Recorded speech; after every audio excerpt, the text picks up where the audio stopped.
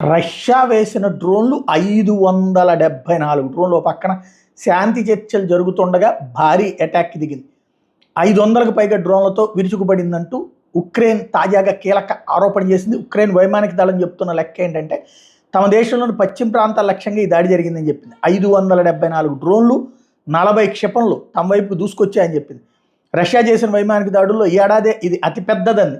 అంటే ఈ 10 నెలల్లో ఈ దాడుల్లో ఒకళ్ళు ప్రాణాలు కోల్పోతే 15 మంది గాయపడ్డారని స్థానిక అధికారులు చెప్తున్నారు. 8 నెలల్లో దాదాపుగా ఈ ఉక్రెయిన్లోని పశ్చిమ ఉక్రెయిన్లోని ప్రధాన అమెరికన్ ఎలక్ట్రానిక్స్ తయారీ సంస్థ మీద రష్యా దాడి చేసింది. ఆ దేశ విదేశాంగ మంత్రి ఆండ్రీ సిబిహా ఈ విషయం చెప్పుకొచ్చారు. అయితే దాడికి సంబంధించిన వివరాలు అయితే ఏమీ వెల్లడించలేదు. సో ఇక్కడే అసలు సీన్ ఏంటంటే రష్యా అనుమానం కానీ లేదా ఇతరుల అనుమానం ఏంటంటే ఉక్రెయిన్కి యూరోపియన్ యూనియన్కి ఇది యుద్ధ విరమణ ఇష్టం లేదు. ఎందుకంటే ఇక్కడ భూమిని కోల్పోమని చెప్తున్నారు. క్రిమియాతో పాటుగా మరికొంత భూమిని డాన్బాస్ ప్రాంతంలో అది జరిగితే ఉక్రెయిన్ అధ్యక్షుడు జెలెన్స్కీ బతుకు బస్టాండ్ అయిపోతుంది. ఎన్నికలు జరిగితే రేపు పొద్దున సర్వనాశనం అయిపోతాడు.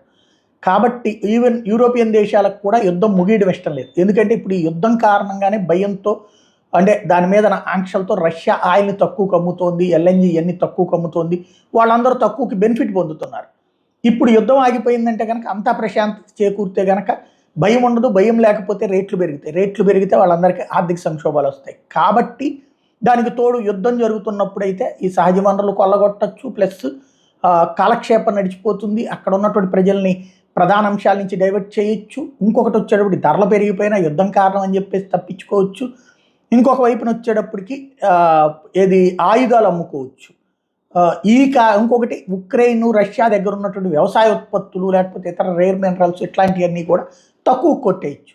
అందుకోసం యూరోపియన్ యూనియన్ సూచనతో లేదా యూరోపియన్ యూనియన్ నడిపించిందా ఏదన్నా ఇప్పుడు ఇదివరకు గనక రష్యా వాళ్ళు తయారు చేసినటువంటి వాళ్ళని ఏమంటారు పెయిడ్ సోల్జర్స్ అంటే డబ్బులకి సైన్యంలాగా పనిచేసేటటువంటి వాళ్ళు, చెచెన్ సైన్యం కావచ్చు, ఇతరులు ఇంకొక 2-3 సైన్యాల్ని కూడా ప్రైవేట్ సైన్యాల్ని నడిపింది.